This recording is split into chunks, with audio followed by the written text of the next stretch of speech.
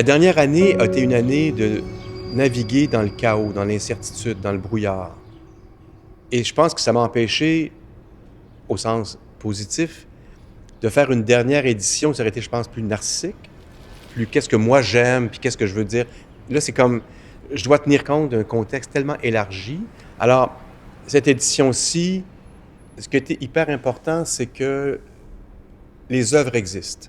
Donc, de tout mettre en place pour qu'un artiste qui a envie de faire quelque chose, qu'il y ait une salle de répétition, qu'il y ait des étapes de création, qu'il y ait des budgets qui accompagnent ça, pour que l'œuvre existe. Après ça, elle va exister devant qui? À quel moment? Ça, c'était obscur, c'était incertain, c'était mystérieux, mais c'est d'assurer la création. Ça, pour moi, c'était le point de départ. Et il y a beaucoup de choses qui sont beaucoup plus positives que j'aurais pensé en mars dernier. Mais autant les artistes que les spectateurs, on sent le moment précieux de rentrer dans une salle, de s'asseoir et que le spectacle arrive. Ce qui est plus difficile, c'est à la fin du spectacle.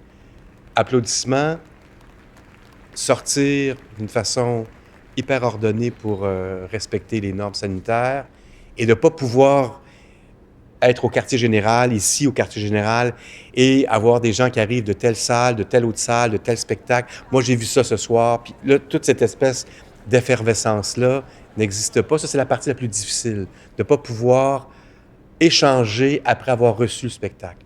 Il y a une partie là, que je me rends compte que c'est une partie essentielle aussi de l'art vivant. Repartager ce qu'on a reçu.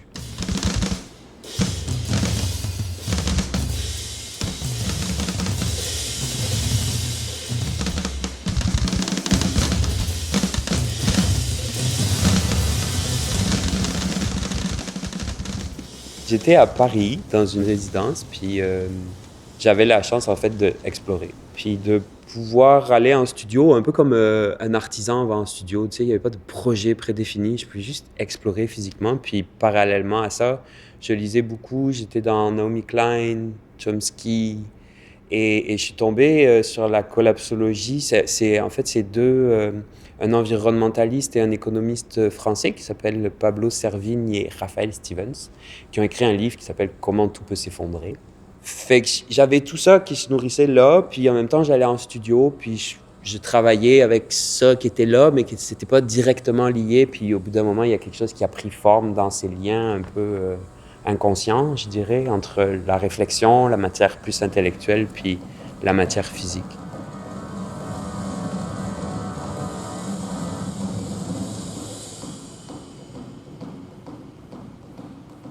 Le motif du saut est revenu, puis j'avais déjà travaillé sur le motif du saut dans Bang Bang. Puis quand ce truc-là est revenu en studio, j'étais comme « Ah, je peux pas croire que je vais me remettre à sauter ». Et là, je me suis rendu compte qu'il y avait encore quelque chose qui m'intéressait dans ces motifs-là, mais d'une façon différente. Dans Bang Bang, en fait, la partition était écrite et je me la faisais subir avec la règle de ne pas avoir le droit de tricher. Et là, je suis parti dans une approche inverse qui est en fait que je saute avec un motif, un peu comme une partition de Steve Reich, tu sais, t'as comme un motif, puis tout d'un coup, tu fais juste décaler un tout petit peu le pied droit, puis ça fait pam, pam, pam, pam, pam, pam, pam, pam. Fait que le motif se transforme progressivement, puis tu rajoutes un autre élément qui retransforme le motif, et ainsi de suite pendant 40 minutes. Donc, c'est sûr qu'il y a de la sueur et il y a de l'effort, mais il y a un certain contrôle par rapport à la musicalité, la rythmique, la forme que ça prend, la tonicité.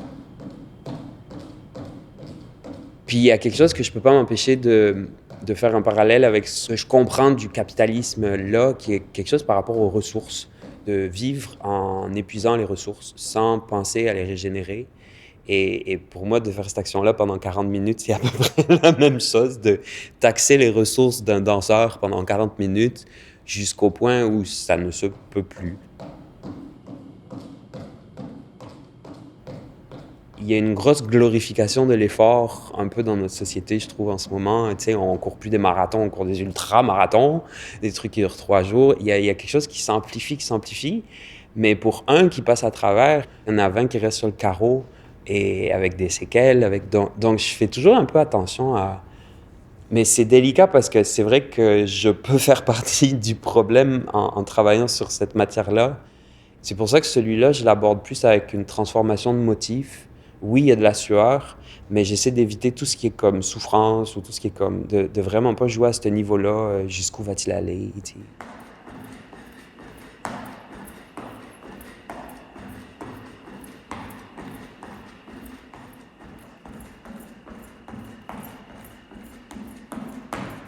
Ça devient énergétique, ça devient hypnotique, ça devient, au bout d'un moment, tu plonges aussi dans le corps. Puis pour moi, la danse, c'est ça. Il y a quelque chose de cet ordre-là, d'un moyen de communication qui n'est pas seulement visuel ou auditif, mais il y a quelque chose d'énergétique qui se transmet dans l'expérience. Il y a les neurones miroirs, il y a toutes sortes de procédés à l'intérieur des corps qui réagissent à notre corps en mouvement. Puis j'essaie de taper dans ces zones de communication-là. Fait que le micro, il est là pour dire le son est important. Le rythme est important, la cadence, la petite accélération du rythme, la petite modification. Puis on dirait que c'est ça qui m'appelle en ce moment au niveau de partager quelque chose, c'est de partager une attention vers du petit, tu sais, du détail, d'essayer de stimuler l'imaginaire avec ça.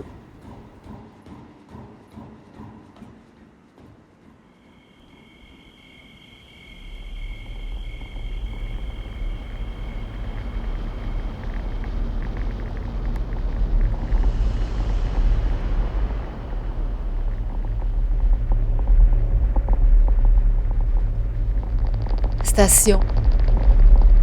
J'aimais que ce mot-là parlait de bouger et d'arrêt. Je me suis dit, ah, c'est peut-être ça, cette pièce-là, c'est que je m'arrête à des endroits, des choses qui sont importantes pour moi en ce moment, avec le mouvement, avec la conscience de l'environnement, de la planète, etc.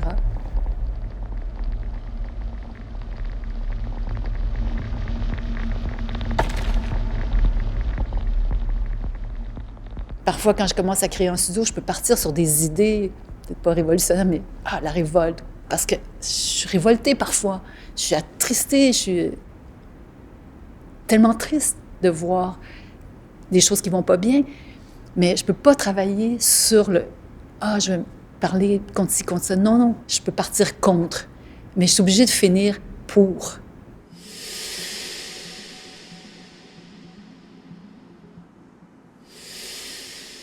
Le spectacle, c'est sûr que j'ai eu pendant 1 an l'opportunité de le travailler. Je devais le travailler tout le temps pour ne pas perdre la forme, pour ne pas trop m'éloigner, parce que j'aurais pu dire je me lance dans d'autres créations, mais je n'étais pas du tout rendue à cette étape-là de m'éloigner de la pièce qui venait d'être faite. Donc, j'ai répété beaucoup, beaucoup, beaucoup.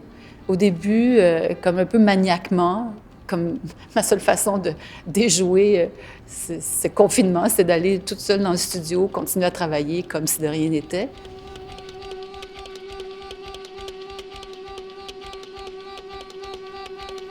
Le studio, c'est un peu la permission d'aller un peu plus loin encore.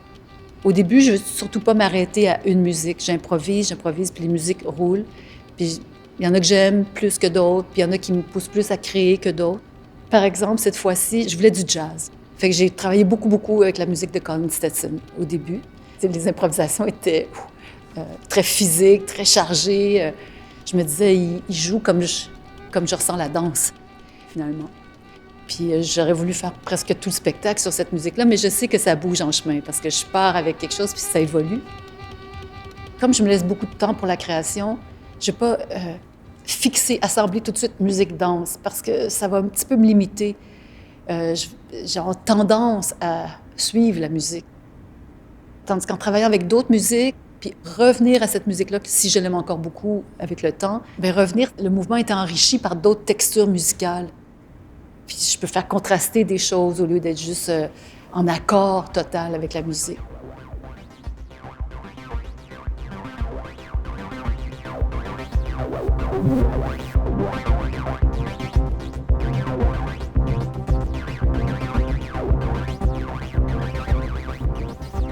Disons que cette pièce-ci, j'ai voulu aller plus loin dans chaque danse. Fait que je les ai amenées, elles vont être plus longues. Ça ne va pas être des 7-8 minutes, des danses punchées qui se tiennent comme une boule de feu, là.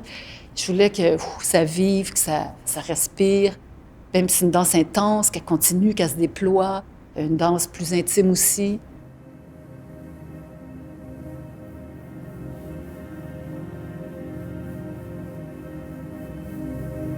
Faire le spectacle en studio ou le faire sur scène, c'est complètement différent. Je suis beaucoup plus fragile sur scène.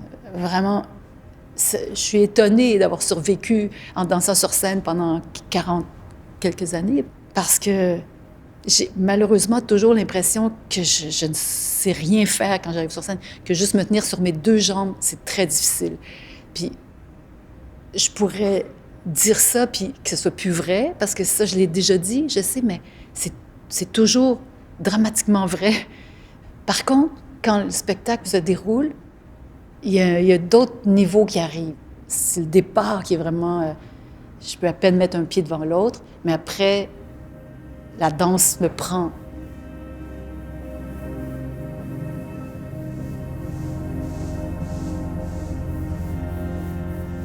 Puis ça garde la danse aussi sur le bord du déséquilibre tout le temps, hors de la perfection. Mais c'est peut-être ça qui est le plus intéressant. C'est peut-être pour ça que les gens vont voir des spectacles, parce qu'ils ne veulent pas sentir quelqu'un qui sait tout. Ils veulent sentir quelqu'un qui leur ressemble, qui est comme eux. Si l'autre est fragile aussi, tu sens toutes les possibilités d'ouverture. Tu dis, on est pareil, finalement.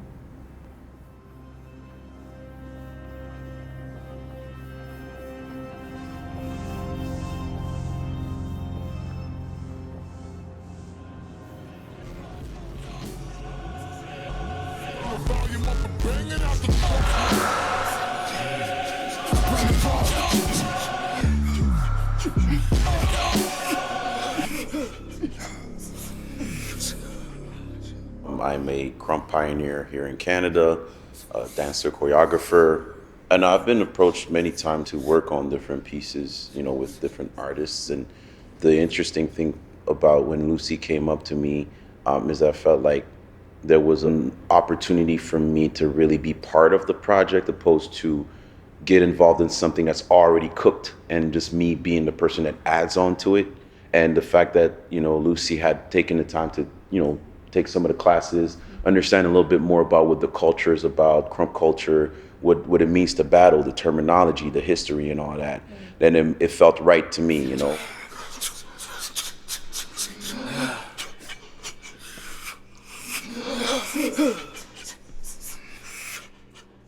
I had started taking classes with Seven in 2016.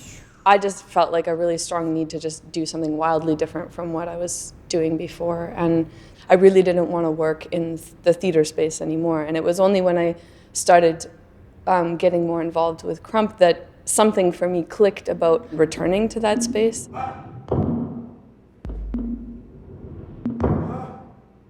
A lot of people think that this is like a fusion. I don't like that term, actually. To me, it's like I love to focus on culture, because when you take the culture that you're from and I take the culture that I'm from, and then that we try to see where is the middle ground, where can we meet up, you know? And like what kind of space can we create for other people to enter as well? Yeah. In terms of the audience, you know, having somebody who's screaming at the top of their lungs sitting next to somebody who's watching in silence and like wants to wait for that applause at the end. So a lot of people were surprised, you know, especially from my community, as they didn't really know what to expect, because they understand the intensity of Crump. So when they hear somebody that's going to do a 1 hour performance, they think that I'm going to be like this for an hour straight, right? They were impressed at what could be done with Crump, you know what I'm saying? And the possibilities of really taking certain elements and really stretch them out and exploit them to another level.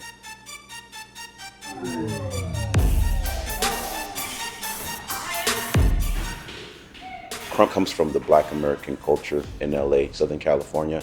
And Crump emerged when some dancers at that time were around 15, 16 years old. They were very young. Were also clown dancers, decided to create a style that was more a representation of their reality.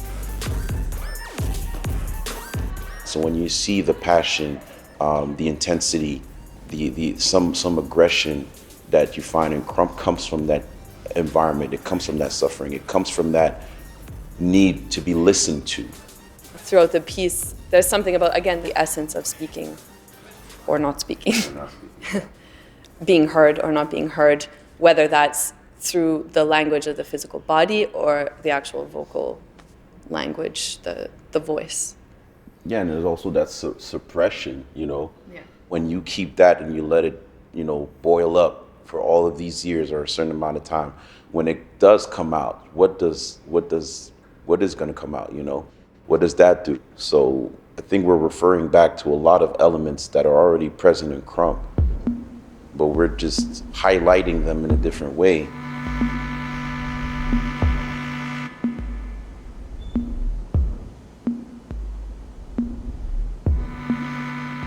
When we started building imagery around the piece, there was this idea of like something emerging from nothing, or there being the presence of something that's absent, which is where this idea of like the dark room came, both from the space of the theater itself, but imagining that the space of the theater, what if it was like a pinhole camera or like a photo lab, and then the anima aspect as being this kind of spirit or a light, or whether that's like a human energy or something more ethereal, more spiritual.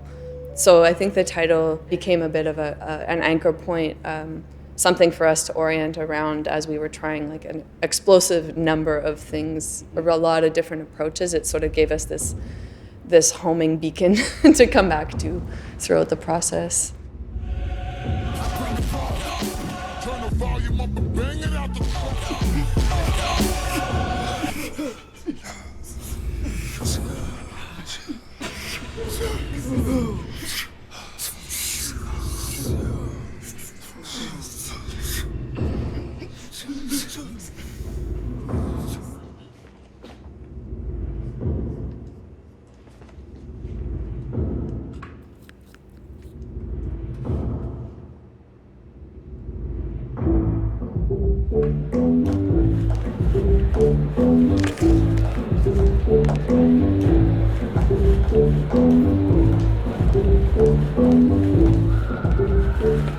Tout a commencé avec moi qui me suis fait suspendre d'une application de rencontre parce que j'étais trop créatif sur mes photos. Voilà, donc j'ai mis en scène en fait 2 jumeaux. Moi, je multipliais 2 fois sur les photos et j'avais créé ce profil dans lequel ces jumeaux cherchaient des rencontres coquines avec d'autres jumeaux, n'est-ce pas? Donc, très second degré. Dans le texte, j'avais mis en gros, en majuscule, « Je suis un artiste visuel, ne pas prendre ceci au sérieux ». Et je me fais suspendre. Plate. Et au lieu de prendre ça comme étant la fin du monde, un rejet de ma personne, etc., ça a comme créé une situation inverse dans laquelle je me suis dit, mais pourquoi est-ce que ma créativité mérite d'être suspendue, tandis que la créativité des autres, ou même les textes d'autres personnes, peuvent être, elles, acceptables? Les applications de rencontres sont pour moi des espaces de vulnérabilité extrême. Mais c'est aussi un espace de cruauté extrême. Et le fait que les deux soient en constant clash les uns avec les autres, sans arrêt et au même moment, c'est ça, moi, que je trouve absolument fascinant. Donc, j'ai envie de recréer ce truc-là dans le cadre d'une œuvre artistique. Donc, dans l'application Romance à la Toufik, les gens vont pouvoir s'inscrire et savent que tout ça, c'est du fake. Tout ça, c'est une œuvre d'art, mais ça ressemble à une vraie application. Et donc, c'est 100 personnages. Et dans la 5e salle de la Place des Arts, qui est d'habitude une salle de théâtre, et qui maintenant devient une salle dans laquelle on voit les personnages à travers leur profil, mais on voit aussi une scénographie absolument démente de Max Autophoteux, dans laquelle il se passe plusieurs petites choses. On va me voir me changer, on va me voir être dans mon intimité d'artiste, me reposer un peu, mais en même temps on me verra dans des dates.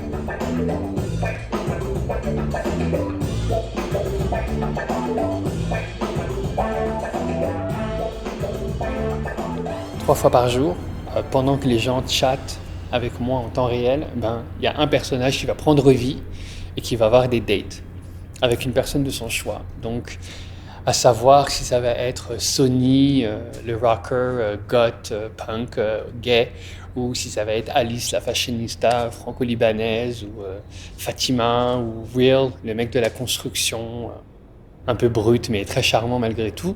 bah, ce sera à vous de voir, quoi. Ce sera à vous de chatter avec eux et de les séduire.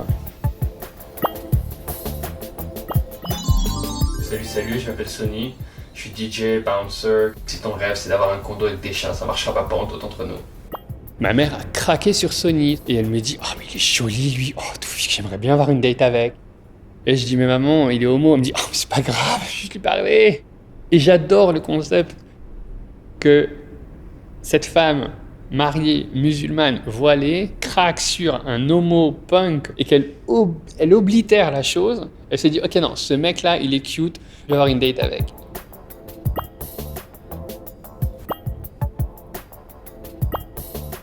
Donc, ah ouais, lâche-toi là. Si tu veux y aller full on, grosse drague, vulgaire, vas-y, t'as les personnages pour ça.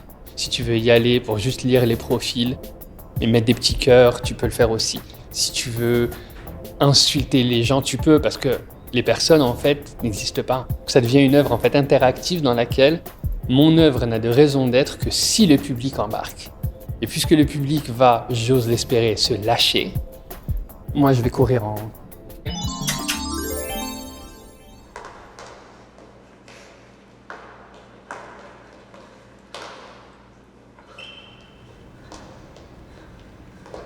Je vais danser une chorégraphie qui s'appelle Anything Whatsoever.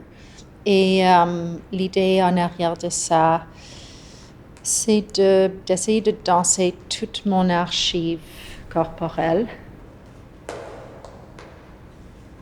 Je travaille à partir de l'idée que le corps absorbe et retient des traces, des intensités, des petits fragments de technique ou de performance, comme tout ce que j'ai expérimenté. Et c'est une façon de garder ça vivant et pas fixe. J'ai une règle très, très simple, c'est de danser une chose et ensuite de danser une autre chose. Donc, je n'ai pas mémorisé un enchaînement de mouvements. J'ai travaillé au lieu pour 4 années à reprogrammer la façon que je danse pour que à chaque fois que j'ai produit quelque chose, que j'essaie de faire quelque chose de différent ou de contrasté. Donc, c'est une manière de faire un processus à travers les choses de mon archive.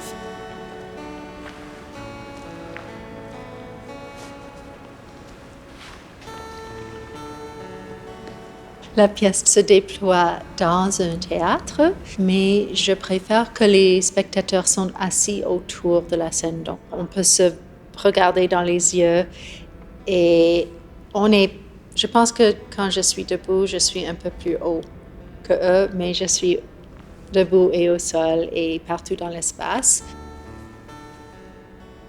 À travers ma présence et la façon que je fais les choses, ça devient évident que c'est tout découvert dans le moment. Donc, on n'est tous pas dans une hiérarchie aplatie, mais un peu plus.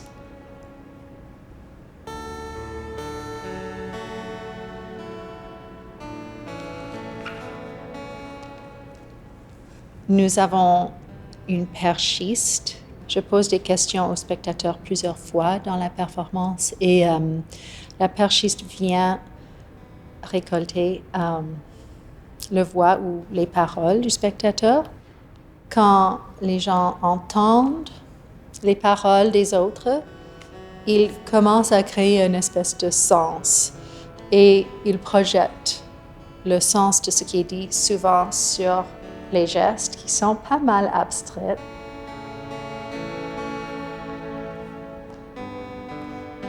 Je suis quand même intéressée à qu'est-ce qui active l'imagination. Et aussi, nous sommes pris dans plusieurs enjeux assez difficiles, socialement et environnementalement. Et donc, d'une manière, je me suis dit, est-ce qu'on peut au moins pratiquer, imaginer ensemble, pour peut-être que nous serions plus ouverts à voir autrement.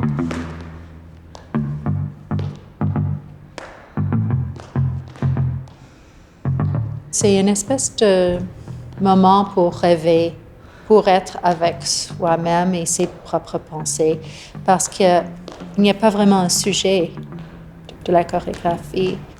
À chaque personne de voir comment ils réagissent et comment ils créent un sens.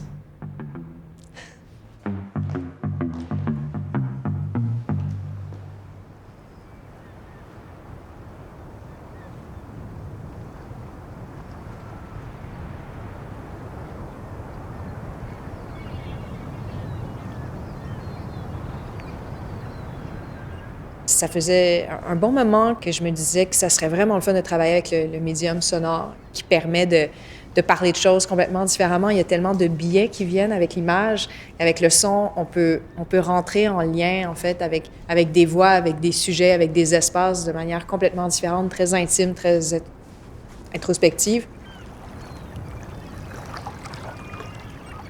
Et c'est là qu'est venue l'idée de l'exploration du Nord, quelque chose dont on ignorait pas mal tout et qui nous semblait un petit peu inaccessible.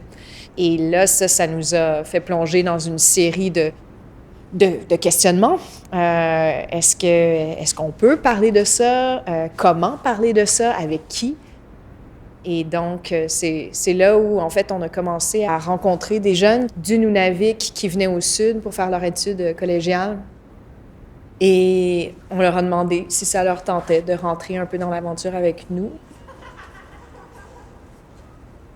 Et puis là, Marie-Laurence a pris le lead de ça.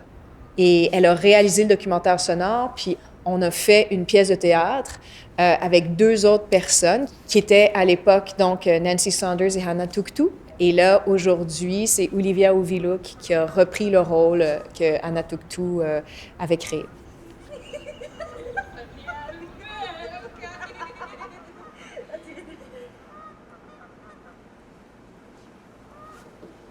Allez, narlo yai.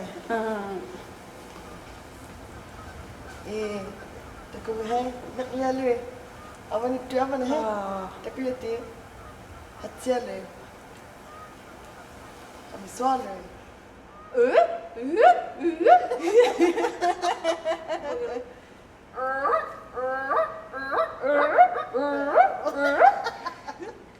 Quand j'ai vu la pièce pour la première fois, c'était très paisible. Les sons, c'est des sons communs qu'on monte dans le nord, des voix, l'accent, certaines façons de penser ou de voir les choses qui me rejoignent parce que c'est beaucoup plus proche de ma réalité. Et ce que j'ai beaucoup aimé, c'est l'authenticité. Nous, les artistes inuits autochtones, on reçoit des fois des demandes pour participer à des projets et il y a quelque chose que des fois on sent à l'intérieur de nous qu'on ne comprend pas nécessairement les intentions ou ils veulent nous avoir, mais sous l'image, sur leur regard à eux qu'ils veulent avoir de nous. Et on le ressent pas du tout à l'API.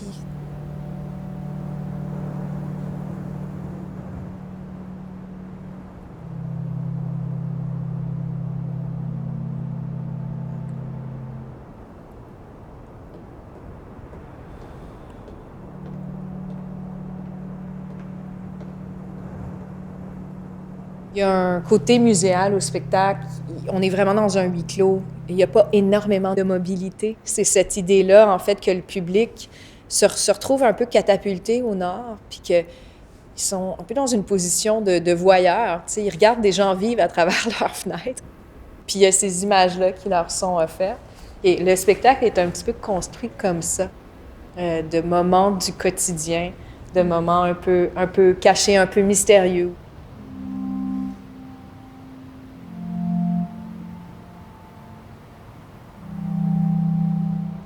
Je pense qu'il y a une espèce de fond sociologique où il y a tout un contexte dont on parle peu, qui, comme ça, tu sais, s'immisce de temps à autre comme la toile de fond un peu de tous ces échanges. Tu sais, pendant qu'on discute du rapport au territoire ou de l'histoire, ben, il y a des fils à tirer aussi pour comprendre pourquoi les choses se sont passées de cette manière-là, pourquoi les choses n'auraient pas dû se passer de cette façon-là. Puis c'est cette espèce de dialogue entre la quotidienneté, le banal, l'infraordinaire dans le documentaire et tout ce que ça nous révèle au fond, c'est sur cette histoire d'inégalité, de violence, d'injustice, de domination.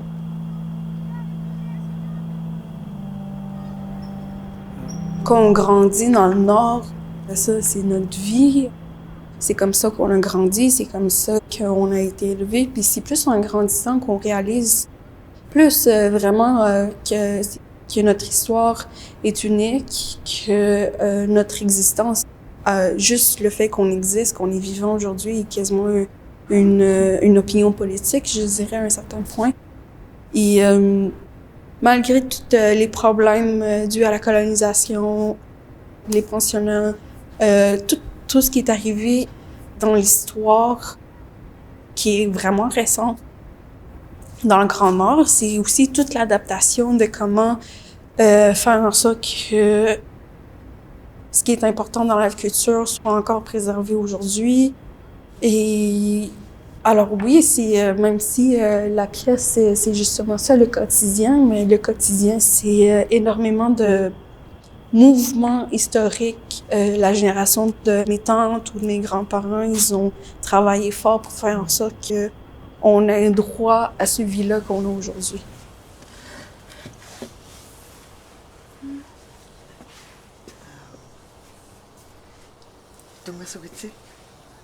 Bienvenue.